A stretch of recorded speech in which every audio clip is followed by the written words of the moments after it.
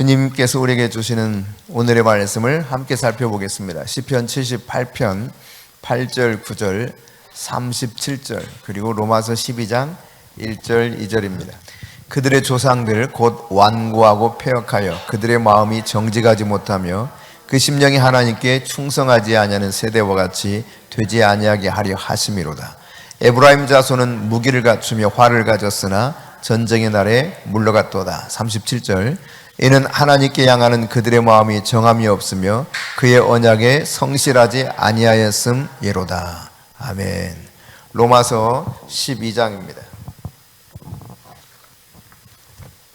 로마서 12장 1절 2절입니다. 그러므로 형제들아, 내가 하나님의 모든 자비하심으로 너희를 권하노니 너희 몸을 하나님이 기뻐하시는 거룩한 산제물로 드리라. 이는 너희가 드릴 영적 예배니라. 너희는 이 세대를 본받지 말고 오직 마음을 새롭게 함으로 변화를 받아 하나님의 선하시고 기뻐하시고 온전하신 뜻이 무엇인지 분별하도록 하라. 아멘. 네, 하나님은 능력이 무한하시죠. 네, 제한 없이 이 세상의 어떤 환경에도 제한받지 아니하시고 일하실 수 있는 능력의 하나님이시, 바로 우리가 믿고 있는 아버지 하나님이십니다. 그분은 말씀 한마디로 천지를 창조하셨죠. 얼마나 아름답고 정말 놀라운 이 세상을 만드셨습니까? 이 세상 구석구석 돌아보면 돌아볼수록 신비의 세계죠. 신비의 세계. 근데 이 신비로운 세상을 말씀 한마디로 창조하신 능력이 그분께 있었어요. 그 전능하신 하나님이 우리가 믿고 있는 하나님 아버지입니다. 그런데 이 놀라우신 하나님이 가끔씩 제한을 받아서 제대로 우리 안에서 일하지 못한다고 하는 사실을 우리가 몇 가지를 계속 살펴보고 있는데, 오늘은 우리가 우유부단하거나 모호한 태도를 가졌을 때 하나님이 우리 때문에, 이러한 우리의 모습 때문에 하나님께서 제한받을 수 있다고 하는 사실을 함께 살펴보려고 합니다. 여러분, 오늘 전쟁의 길에 나섰다가 뒤로 물러선 에브라임 자손들을 언급하고 있죠. 이런 종류의 두려움이 결국 하나님의 역사를 가로막을 때가 많습니다. 8절 말씀 다시 한번 읽어봅니다. 37절 두 절을 다시 보겠는데 같이 읽습니다. 그들의 조상들 곧 완고하고 패역하여 그들의 마음이 정직하지 못하며 그 심령이 하나님께 충성하지 아니하는 세대와 같이 되지 아니하게 하려 하심이로다. 이는 하나님께 향하는 그들의 마음이 정함이 없으며 그의 언약에 성실하지 아니하였음이로다. 예, 여기 보니까 이 8절 말씀 보면 심령이 하나님께 충성하지 아니해서 결국 문제가 있다고 하는 사실을 언급하고 있을 뿐만 아니라 37절에서는 그들의 마음이 정함이 없다. 그래서 그 언약에 성실하지 않더라, 이런 말씀을 하고 있습니다. 다시 말해서 이 말씀 속에서 우리에게 하나님께서 가르쳐주고 있는 것은 인간이 적절하게 하나님과 함께 일할 준비가 되어 있지 않다는 것입니다. 하나님께 신실하지 못하다는 사실이죠. 그래서 결국 이 놀라우신 하나님이 우리 속에서 역사하시고 승리하시기 원하심에도 불구하고 인간이 이러한 적절한 준비가 되어 있지 않은 문제로 인해서 결국 승리 대신 패배를 맛보기도 하고 하나님의 전능하신 그 은혜와 능력을 맛보지 못하고 왜소한 모습으로 살아갈 때가 있는 것을 우리에게 말씀해 주고 있죠. 여러분, 우리가 믿긴 믿어요. 다시 말해서 하나님과 관계가 있긴 있습니다. 그런데 정말 결실을 맺을 만한 이런 뭔가를, 방책을 이렇게 소유하지 못할 때가 있다는 이야기입니다. 그렇기 때문에 결국 이와 같은 문제들로 인해서 하나님이 제한을 받을 수 있다고 하는 것을 오늘 이 시편 78편 8절과 37절을 통해서 우리가 알 수 있도록 가르쳐주고 있습니다. 여러분, 로마서 12장 1절 2절을 다시 한번 읽어볼까요? 같이 읽습니다. 그러므로 형제들아, 내가 하나님의 모든 자비하심으로 너희를 권하노니 너희 몸을 하나님이 기뻐하시는 거룩한 산제물로 드리라. 이는 너희가 드릴 영적 예배니라. 너희는 이 세대를 본받지 말고 오직 마음을 새롭게 함으로 변화를 받아 하나님의 선하시고 기뻐하시고 온전하신 뜻이 무엇인지 분별하도록 하라. 여기 보니까 하나님의 뜻은 선하시고 온전하시고 기뻐하신 하나님 뜻이 있다 그랬습니다. 그러니까 선하시고 기뻐하시고 온전한 하나님 뜻이 있다는 사실을 분명히 말씀하고 있죠. 근데 우리는 종종 이렇게 이야기합니다. 하나님 뜻이 뭔지 잘 모르겠어요. 하나님은 분명히 언급하고 계시기를 선하신 하나님의 뜻, 하나님이 기뻐하시는 뜻, 하나님의 온전한 뜻이 있다는 거예요. 근데 우리는 그 뜻을 잘 모르겠다는 것입니다. 근데 그러면 우리가 어떻게 하면, 우리는 이렇게 생각하죠. 하나님 제발 좀 하나님 뜻 좀 가르쳐 주세요. 그럼 제가 그렇게 살아볼게요. 여러분들 그런 생각 한두 번씩 다 해보셨죠? 하나님 뜻만 알면 제가 제대로 살 것 같습니다. 근데 사실은 하나님의 뜻을 아는 방법이 이 로마서 12장에 잘 나타나 있어요. 1절에 보면은, 다시 한번 보세요. 여기 보면은 우리가 우리의 몸을 먼저 어떻게 하라고 그랬습니까? 거룩한 산제물로 하나님 기뻐하시고 또 거룩한 산제물로 우리 몸을 드리라 그랬어요. 드리라. 그러면 어떻게 한다는 것입니까? 2절에 보니까 하나님이 선하시고 기뻐하시고 온전한 뜻이 무엇인가 분별하게 된다는 겁니다. 그러니까 내가 몸을 드리면 하나님 뜻을 분별할 수 있게 되는 거예요. 우리는 하나님 뜻이 분별되면 내가 불사르리라 이렇게 하는데 반대입니다. 내가 몸을 던지면, 내가 하나님 앞에 내 몸을 드리기 시작하면 하나님이 어떤 것이 선한 뜻인지, 어떤 것을 하나님이 기뻐하시는 가운데 우리 가운데 뜻을 두고 계시는 것인지, 하나님이 온전한 뜻은 무엇인지 이거를 알 수 있는 방법은 내가 그분이 원하는 대로 내 몸을 하나님이 기뻐하시는 거룩한 산 제물로 드릴 때 이루어진다는 사실을 우리가 깨달아야 됩니다. 여러분, 그러니까 하나님 뜻을 분별하려면 뭘 해야 돼요? 내가 드려야 돼요. 내 몸을 드려야 돼요. 거룩한 산제물로 내 몸을 드리기 시작하면 하나님의 뜻이 깨달아지기 시작해요. 분별이 되기 시작하는 거예요. 이게 하나님 뜻이었구나. 이거 알게 돼요. 근데 우리의 삶 가운데, 신앙생활 가운데 계속되는 도전은 뭐냐? 어떻게 해서라도 모든 방법을 다 동원해서 그냥 인간이 짤 수 있는 모든 수를 다 찾아내서 어떻게 해서라도 좀 하나님이 원하시는 대신 좀 내가 원하는 방식으로 살아보면 안 될까? 이렇게 피해 보려고 해요. 그러니까 나는 하나님이 선하시고 기뻐하시고 온전한 뜻을 알고 싶어요 라고 말은 그렇게 하는데, 생각도 그렇게 하는데, 실상은 그 뜻을 제발 그 뜻만큼은 아니었으면 좋겠어. 그리고 뭔가 피할 길을 찾아요. 피할 길. 그것만큼은 제발 아니길 원해. 근데 내 몸을 드리기 시작하면 이게 너무도 하나님 뜻이 분별이 잘 되기 시작하는 거예요. 우리는 하나님께 우리의 몸을 계속 드려야 되는 것입니다. 그럴수록 분별할 수 있게 돼요. 너 정말 내 뜻을 분별하기 원하니? 그러면 네가 먼저 네 몸을 드려봐. 그게 하나님 말씀인 것입니다. 너희 몸을 거룩한 산제물로 드리라.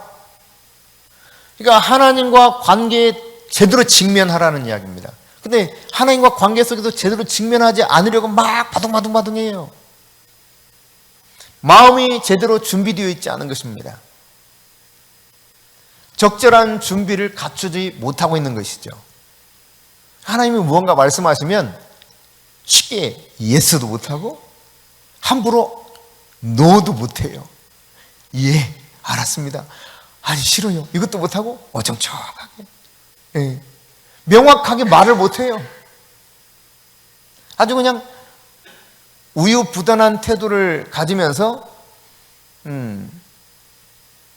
이렇게 살아가는 거죠. 모호하게.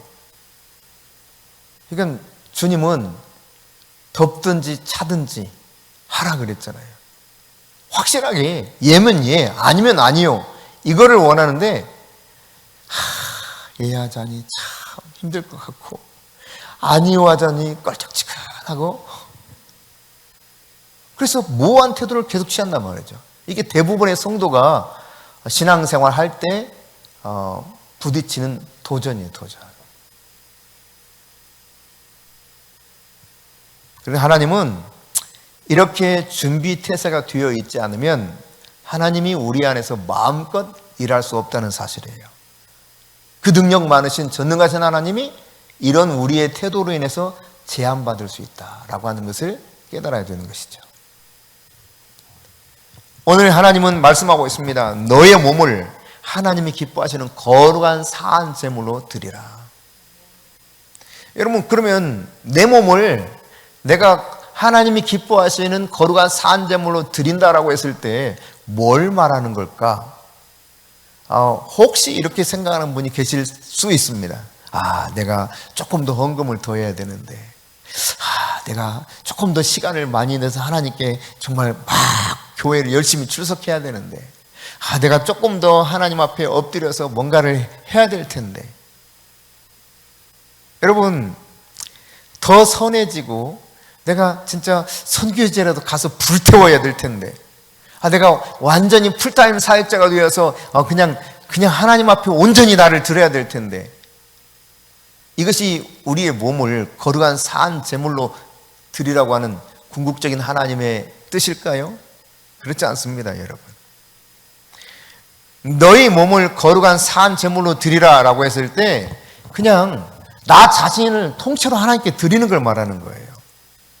나를 주장하지 않고 그냥 나는 주님 앞에 드려진 제물로 여기는 겁니다. 나는 없어요.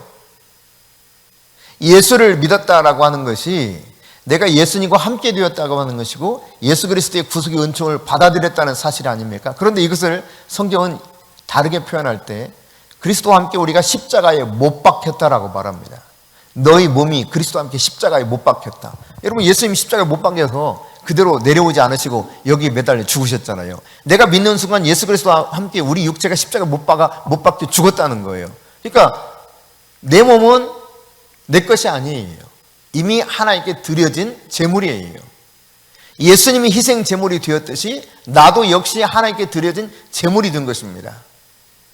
그러니까 나 자신을 거룩한 산 제물로 드리며 살아가는 것이 진짜 주님께서 말씀하고 계시는 너를 하나님이 기뻐하시고 또 하나님이 거룩하게 여기시는 산제물로 드리라고 하는 그 모습이라고 하는 말씀이죠.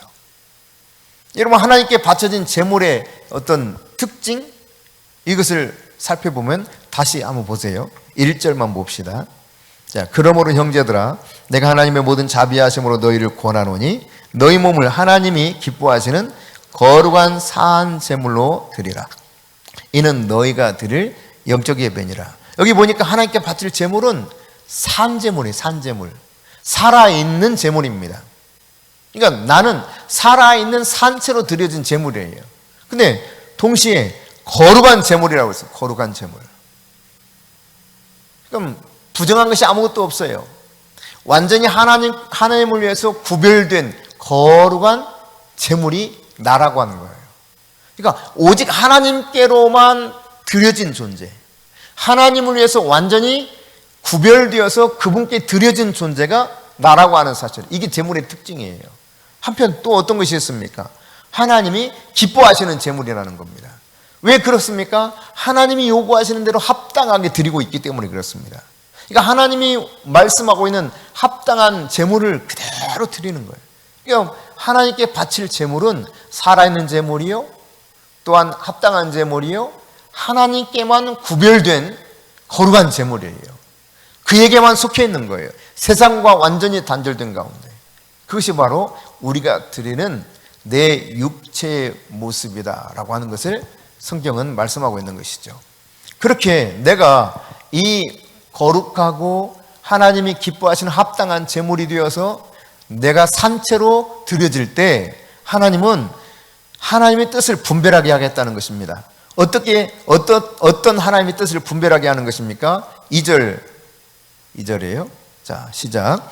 너희는 이 세대를 본받지 말고 오직 마음을 새롭게 함으로 변화를 받아 하나님이 선하시고 기뻐하시고 온전하신 뜻이 무엇인지 분별하도록 하라. 그러니까 선하신 것이 하나님의 뜻입니다. 그 뜻을 분별하게 되는 거예요. 내가 그렇게 산 제물로, 거룩한 제물로, 합당한 제물로 나 자신을 드릴 때 하나님은 하나님이 원하시는 그 선한 뜻이 뭔가를 분별할 수 있도록 돕는다는 사실입니다. 아, 이게 하나님이 선하신 뜻이구나. 모를 수가 없다는 거예요. 나를 드리기 시작하면 저절로 깨달아가는 거예요. 하나님이 기뻐하시는 제사가 뭔가를 알아가는 거예요. 그 뜻이 무엇인가? 하나님이 기뻐한다는 것은 정말 합당하다는 이야기입니다. 하나님 뜻에 합당하기 때문에 하나님이 기뻐하시는 거거든요. 하나님이 기뻐하시는 합당한 뜻이 뭔가를 확실히 분별할 수 있게 된다는 거죠. 뿐만 아니라 하나님께서는 하나님의 온전한 뜻을 분별할 수 있도록 나 자신을 드리면 가르쳐 주시겠다고 약속하고 있는 거예요. 온전한 뜻은 다른 말로 말하면 완전한 뜻입니다. 그러니까 하나님의 뜻을 나는 잘 모르겠어요 라고 말한다는 것은 내가 이렇게 나 자신을 거룩하게 구별되어서 하나님께만 드린 것이 아니라 그냥 여기도 저기도. 여러분, 마치 이스라엘 백성들이 하나님께 절기 때마다 제사를 드리지만 그 옆에는 뭐가 있어요? 바알, 아세라, 각종 우상들이 있어요. 저 높은 산에 또 단을 쌓아놓고 상수리 나무에도 막 제단을 쌓고 별별 걸 다 합니다. 그러니까 우리가 정말 구별되어서 하나님께만 드려지면 되는데 그렇지 않을 때가 많다는 이야기죠. 하나님 뜻이 모호해지는 거예요. 우리의 모호한 태도로 인해서 하나님 뜻도 모호해지고 따라서 하나님의 능력이 제한될 수밖에 없다는 사실을 깨달아야 되는 것입니다. 그렇습니다, 여러분. 나 자신을 하나님께 바치는 거룩한 삶이 우리에게 요구되는 것입니다. 여러분, 거룩하다고 하는 거 아까도 말씀드렸습니다만 하나님을 위해서 세상으로부터 완전히 분리된 상태를 말하는 거예요. 구별됐어요, 완전히. 이렇게 생각하면 어떨까 싶습니다. 똑같은 굴비인데 내가 먹을 굴비가 있고 할아버지가 드실 굴비가 따로 있었어요. 여러분, 그런 거 경험 못 해보셨나요? 네 끼놈아! 할아버지 거야. 젓가락 손 달려고 했다가 안 돼 이놈아! 그거 할아버지 거야. 이 똑같은 굴비인데 구별됐다니까. 근데 여러분 생각해 보세요. 왕께 드려지는 굴비라고 생각하면 왕께 상감마마에게 그 감히 손댈 수 있겠어요? 나 자신이 하나님께 그렇게 구별되어서 완전히 하나님을 위해서 드려진 제물이 되는 거예요. 이게 바로 거룩한 제물인 것입니다. 하나님만을 위해서 따로 구별된 존재. 여러분 어떻습니까? 우리의 삶 가운데서 하나님만을 위해서 내가 따로 구별된 그런 삶을 살아있는 삶을 통해서 그렇게 산채로 내가 구별되어서 하나님이 합당한 뜻을 바라보면서 그렇게 나 자신을 제물로 드리며 살아가는가. 이것이 너희가 드릴 영적 예배다. 영적 예배. 따지고 보면 이 영적 예배가 빠지면 종교적인 생활을 하게 되는 거예요. 종교적인 생활을. 종교적인 생활을 하기 때문에 하나님의 능력이 제한되는 거죠.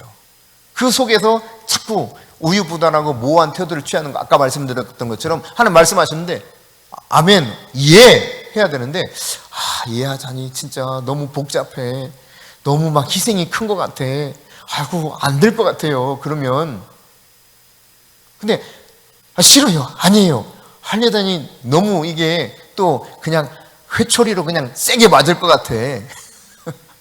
그래서 이러지도 저러지도 못하는 애매모호한 태도를 가지고 살아가는 신앙인이 너무 많다 이 말이에요. 전쟁의 날에 활은 다 갖추고 칼도 다 갖췄는데 전쟁의 날에 물러가 버린 이런 에브라임 자손들처럼. 네.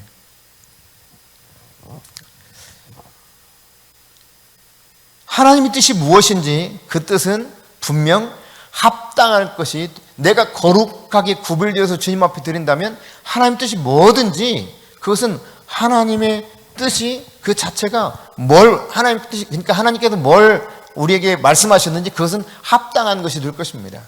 내가 진짜 구별된 존재로서 그분 앞에 나를 드린다면 그 뜻이 뭐든지 하나님이 기뻐하시는 뜻, 합당한 뜻이 될 거예요. 합당한 기뻐하실 만한 뜻이라고 했을 때 이 기뻐한다고 하는 단어가 acceptable, 받아들일 만한, 혹은 pleasing, 기쁘게 하는 그런 뜻이거든요. 그러니까 하나님을 기쁘게 하고 하나님이 받을 만한 그런 뜻이라는 거예요. 그러니까 하나님이 받으실 만한, 기뻐하실 만한 재물. 예. 이게 합당한 거죠. 하나님이 원하시는, 진짜 원하시는. 내 자신을 하나님께 바치는 것이 진짜 거룩하다면 하나님이 무엇을 원하시는지 그 뜻은 합당한 뜻이 될 것입니다. 여러분, 우리가 하나님과 하나님의 목적을 위해서 딱 따로 세움을 받은 자, 구별된 자라면 하나님의 뜻이 뭘 우리에게 딱 제시하든지 그것은 나에게 기쁨이 되게 되어 있어요. 그건 도저히 안 돼요. 나는 그렇게 하면 난 죽어요. 더 이상 그렇게는 난 못 믿어요. 이게 아니라 내가 하나님 앞에 구별된 존재로 딱 서게 되면 하나님이 나에게 무슨 뜻을 제시하든지 그분의 어떤 것을 제시하든지 그것이 너무너무 기쁘고 감사하게 되는 거죠. 제자들이 그런 삶을 살았고 사도 바울이 이런 삶을 살았던 것이죠. 바울이 죽든지 살든지 그가 원하는 것은 무엇이었습니까? 예수 그리스도가 그를 통해서 존귀하게 되는 것. 살든지 죽든지 그분만 영광을 받으시면 그것으로 자신은 주 안에 있는 그 자체로 너무 기쁘다 그랬어요. 내 몸이 떠나서 아버지께로 가는 것 좋은데 내가 너희들에게 있는 것도 괜찮다. 나는 주 안에 있는 그 자체가 너무 기쁘고 기쁘다.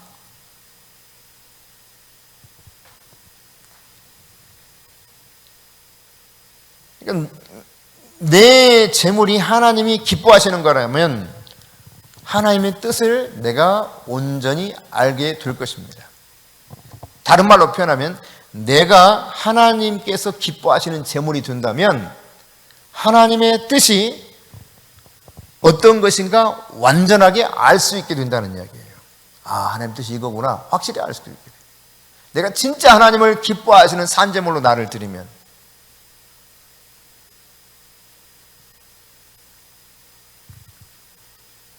근데 내가 이 하나님이 원하시는 그 합당한 기뻐하시는 제물로 나 자신을 완전히 구별되어서 드리지 않기 때문에 그만큼 가려져서 하나님의 뜻이 보이질 않는 거죠. 깨달아지지 않는 거죠. 네. 여러분에게 이 애매모호한 태도, 우유부단한 이런 삶으로부터 정말 내가 하나님 앞에 하나님을 위해서 구별된 그러한 거룩한 제물이 되기를 원하고 하나님이 합당하게 여기는 기뻐하시는 제물이 되기를 원하고 그렇게 나 자신을 산채로 드릴 수 있다면 하나님의 뜻은 무엇인지 분명 분별될 것입니다. 선하신 그분의 뜻, 그분의 합당한 뜻, 기뻐하시는 뜻, 그분의 온전한 뜻이 뭔지 여러분이 헤매실 이유가 없게 될 것입니다. 이런 준비된 마음을 우리가 가지기 위해서는 뭘 대가 지불해야 되느냐? 이게 대가 지불해야 이런 준비된 마음, 하나님이 원하시는 진짜 제대로 된 영적 예배를 드릴 수 있게 되는데 뭘 필요로 하는가? 2절 말씀을 다시 보면, 자, 2절 다시 봅니다. 너희는 이 세대를 본받지 말고 오직 마음을 새롭게 함으로 변화를 받아 하나님이 선하시고 기뻐하시고 온전한 뜻이 무엇인지 분별하도록 하라. 이 뜻을 분별하기 위해서는 뭘 어떻게 해야 된다는 겁니까? 오직 이거 하나 필요하다는 거예요. 오직 마음을 새롭게 해야 된다. 오직 마음을 새롭게 해야 내가 하나님이 원하시는 선하시고 기뻐하시고 온전한 뜻이 뭔지를 알 수 있게 돼요. 그러니까 이 대가 지불을 해야 돼요. 진짜 내 마음을 새롭게 완전히 바꾸기로 결단하고 이 상태로 살아가야 된다는 이야기입니다. 근데 이걸 바꾸지 않으려고 해요.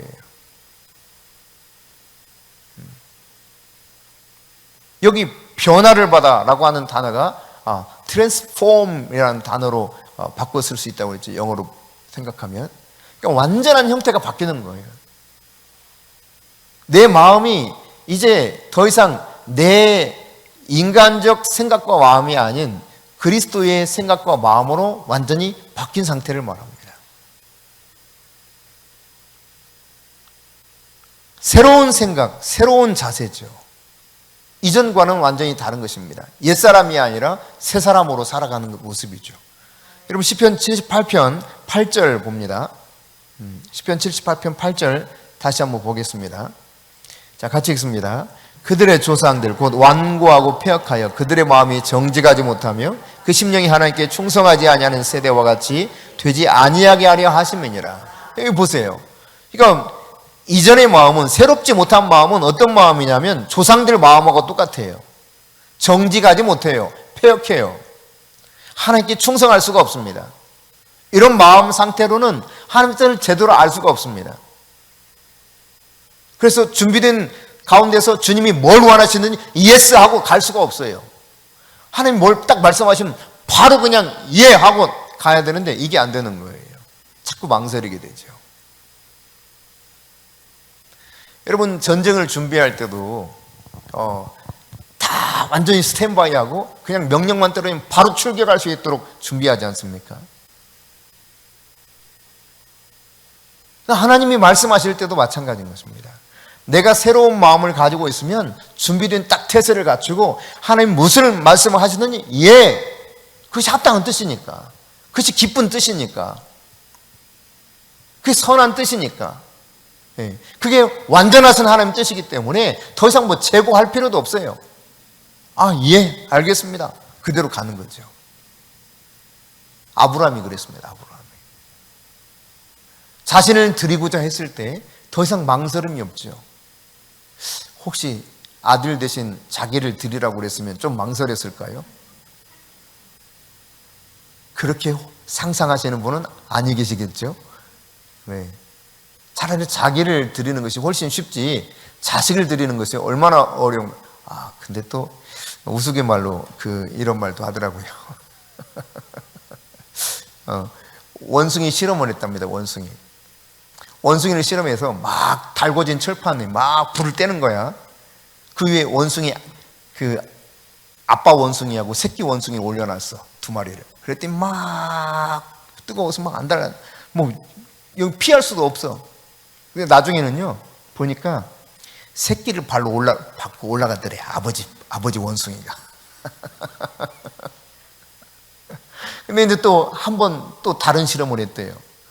이 엄마 원숭이하고 새끼 원숭이를 또 달구기 시작하는 거야.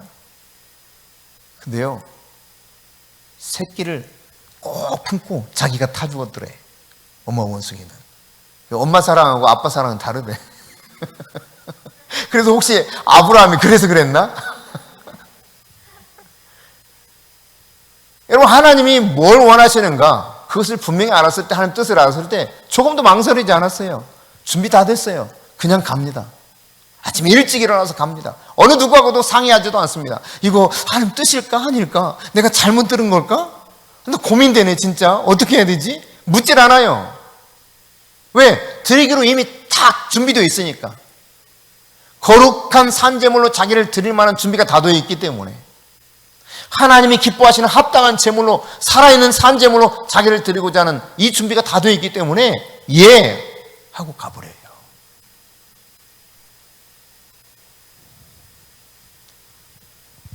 (37절입니다) 시작. 이는 하나님께 향하는 그들의 마음이 정함이 없으며 그의 언약에 성실하지 아니하였음이로다. 여러분, 과거에 이스라엘 백성들이 이랬다는 이야기입니다. 정함이 없어요. 하나님 앞에 그냥 실컷 이렇게 하겠다 저렇게 하겠다 하는데 정작 그때 되면은 인간들이 나타나질 않아. 대답은 잘하는데, 아멘은 잘하는데, 그냥 막 큰 소리는 치는데 정작 그때 되면 없어. 하나님께 정함이 없단 말이에요. 응? 마음이 정함이 없고 그 언약에 성실하지 아니했다. 마음에 정함이 없을 뿐만 아니라 그 말씀을 신실하게 성실하게 지켜내질 못해요. 처음에는 하는 것처럼 보여요. 그런데 조금 복잡하고 어렵고 힘들고 희생이 더 많이 요구되면 어느 순간 중도에 다 사라져버려요. 저는 그런 일이 저희 교회에서는 없을 줄 믿습니다. 그렇게 믿어도 속더라고. 그렇게 믿고 싶은데 안 되는 걸 제가 알았어요. 아, 안 되는구나 이게.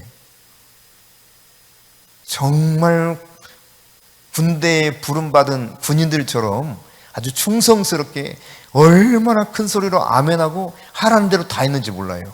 성도들이 뭐든지 말만 하면 척척척척척척 다 했어요.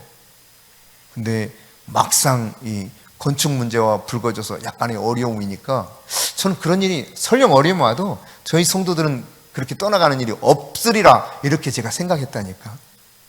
그때 저의 생각이 얼마나 어리석었는가를 하나님이 완전히 그냥 부서지게 만드시더라고요. 깨지게 만드셔요. 아, 믿을 건 하나님밖에 없구나. 예. 눈이라도 빼준다고 했던 사람도 사라지더라고. 아, 저한테 눈이라도 빼준다고 했던 사람이 있거든요. 근데 그 사람도 사라지더라고요. 하나, 둘, 슬금슬금. 그때 이 마음이라는 것이 얼마나 힘들었는지 몰라요. 야, 이렇구나. 그 사람을 잃어버린, 사람을 겨우 애기들처럼 말이죠. 이제 영적으로 출산해서 양육하고 이제 제대로 좀 성장해서 좀 일 좀 제대로 할 수 있겠다 싶었는데 이 사람들이 싹 슬금슬금 하나씩 빠져나가는데 또 이렇게 따라오는 듯 하더니 여기 또 떨어지더라고요. 또 떨어지고 또 떨어지고. 얼마나 마음이 힘들었는지 몰라요. 여러분, 마음에 정함이 있기를 바랍니다. 여러분이 하나님의 언약에 성실할 수 있기를 바랍니다. 예, 흔들리지 않는 성실한 이런 태도, 이게 바로 우리에게 요구되는 태도고, 그런 마음이 준비되어 있지 않으면 하나님 뜻이 뭔가를 깨달을 수가 없어요. 하나님을 섬기는데 그래서 필요한 것이 바로 준비된 마음이요, 더불어서 신실한 태도인 것입니다. 끝까지 신실하게.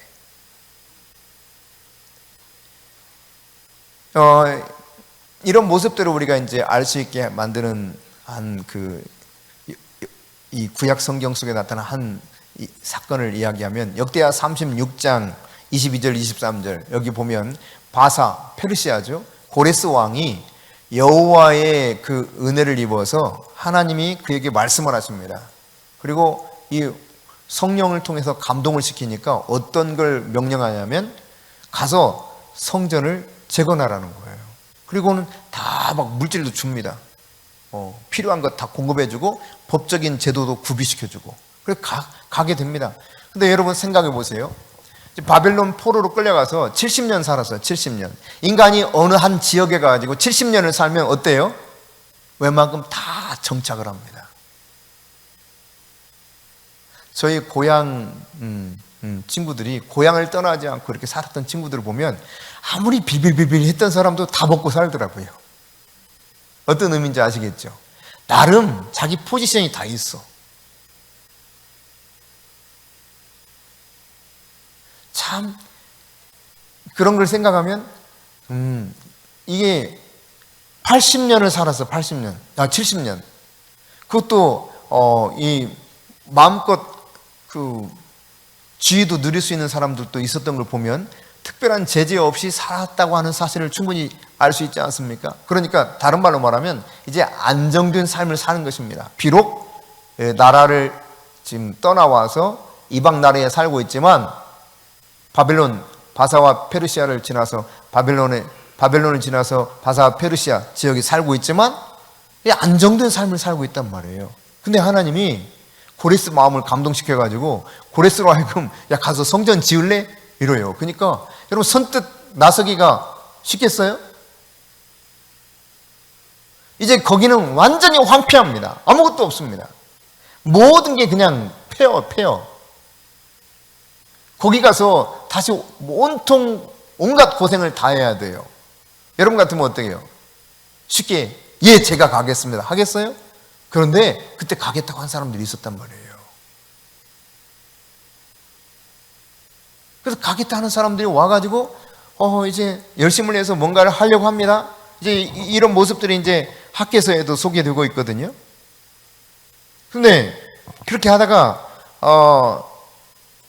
말하자면 이들은 적어도 마음의 정함이 있었어.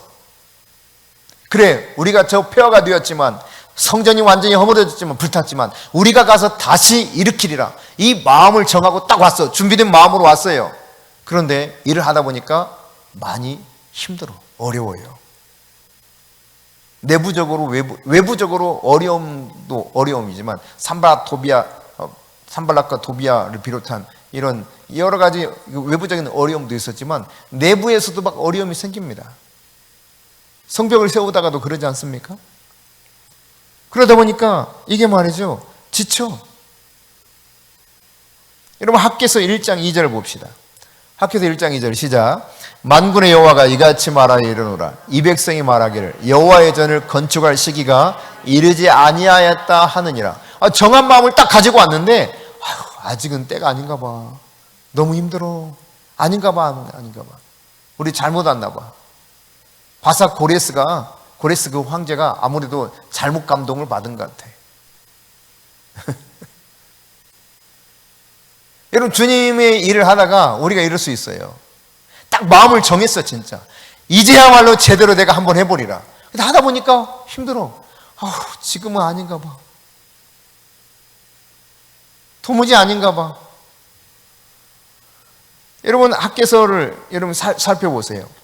이 학개서를 계속 살펴보면 그렇게 말을 하고 있는데, 이 예루살렘 사람들이 성전 재건을 방해할 때 뭘 우선순위에 둬야 되는가를 잃어버린 겁니다. 그리고는 어떻게 하느냐, 성전이 황폐해져서 지금 성전 지으러 온 사람들이 자기 집, 거주하는 집을 먼저 지어요. 그게 4절에 나오는 거예요. 그러니까 우선 좀 우리가 좀 그래도 살만해져야 뭔가 좀 할 거 아니에요. 아직은 성전 지을 때 아닌 것 같아요 하고 자기 집을 짓기 시작해요. 그러니까 5절에 뭐라고 말합니까? 5절 같이 읽습니다. 그러므로 이제 만군의 여호와가 이같이 말하노니 너희는 너희 행위를 살필지니라. 그럼 학개 선지자를 통해서 하나님이 말씀하고 있어요. 저들에게 도전하고 있습니다. 야, 너희들이 지금 뭘 하고 있는지 한번 잘 살펴봐. 하나님 말씀하시는 거예요. 너희들 지금 뭘 하고 사니? 왜 왔지 너희들 여기에? 근데 지금 뭘 하고 있지? 이런 질문을 하나님께서 학개 선지자를 통해 지금 예루살렘 성전을 세우기 위해서 왔던 사람들이 멈추고 자기 집을 짓고 이 삶을 이제 조금 어느 정도 안정된 삶이 이루어진 다음에 하겠다고 하는 이들을 향해서 말씀하고 있는 것이죠.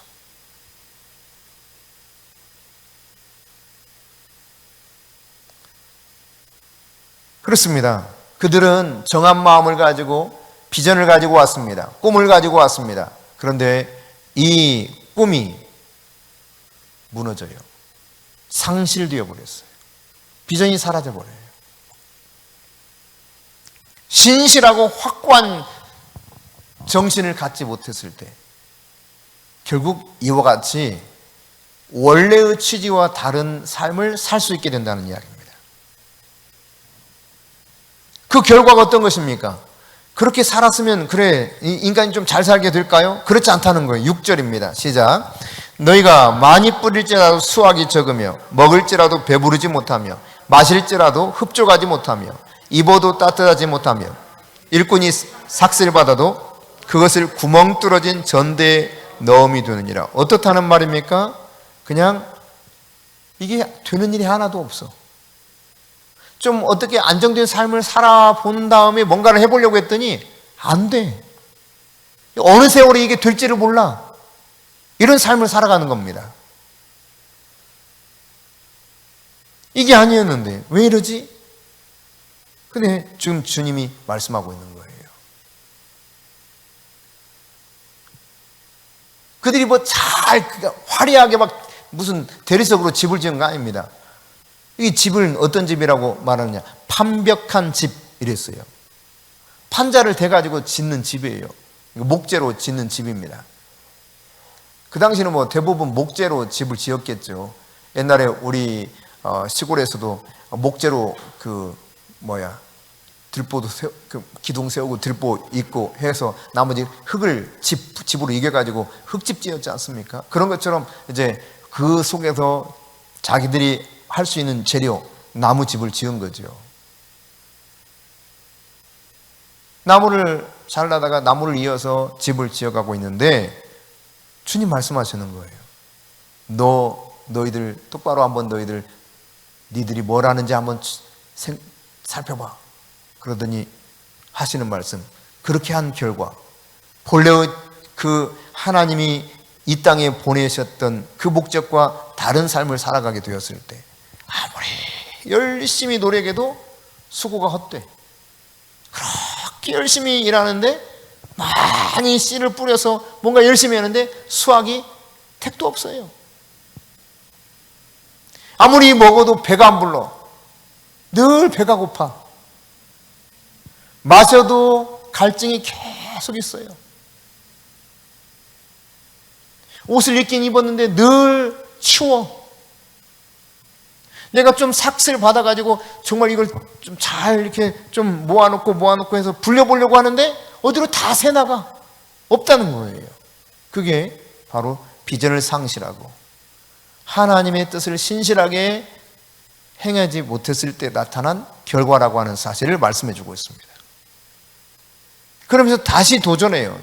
7절 같이 읽습니다. 만군의 여호와가 말하노니 너희는 자기의 행위를 살필지니라. 또다시 말씀하고 있죠. 야, 너희들 다시 한번 똑바로 짚어봐. 그리고 이제 뭘 해야 될 것인가를 말하고 있어요. 8절 읽어볼까요? 시작.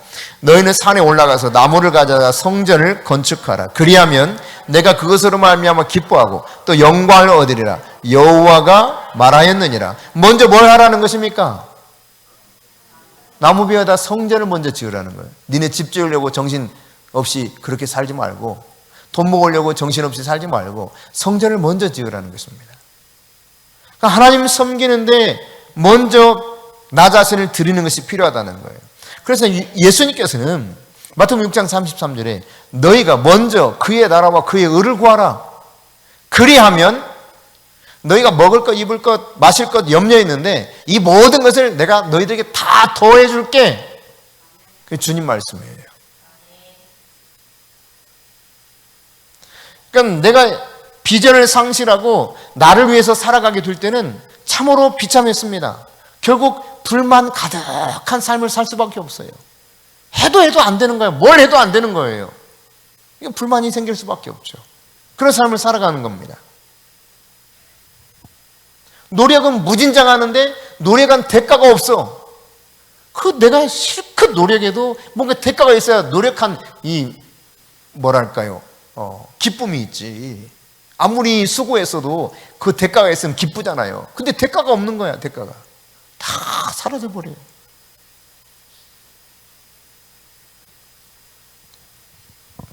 (8절에서) 다시 언급하고 있어요.